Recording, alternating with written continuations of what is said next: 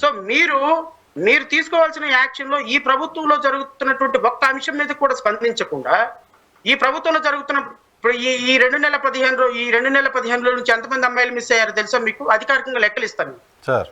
ఈ 2 నెలల 15లో నుంచి ఎఫ్ఐఆర్ ఎన్ని మిస్సింగ్ కంప్లైంట్లు అయినాయా? ఎందుకు మిస్సింగ్ కంప్లైంట్లు అయినాయి? ఎందుకు సుగాలి ప్రేతి కేసు 2 నెలల 15 రోజులను ఎందుకు క్రాక్ చేయలేకపోయినారు? ఎందుకు ఇంతవరకు నిందితులు గురిశిక్ష చేయించలేకపోయినారు? గత 5 సంవత్సరాల నుంచి ఆ కేసు ఫాలో అవుతున్నావు కదా నువ్వు. గత 5 సంవత్సరాల నుంచి ఈ రాష్ట్రంలో ఎన్నో సమస్యల మీద ఫైట్ చేశారు కదా. ఆ సమస్యల మీద కనీసం ఒక్క సమస్య మీద కూడా నోరు విప్పి ప్రశ్నించలేని ఒక దుర్మార్గకరమైనటువంటి పరిస్థితుల్లో ఒక పార్టీ ఉంది. ఎందుకు అంటే ఉప ముఖ్యమంత్రిగా ఆయన ప్రభుత్వంలో జరిగే అన్యాయాలని is also and part and parcel.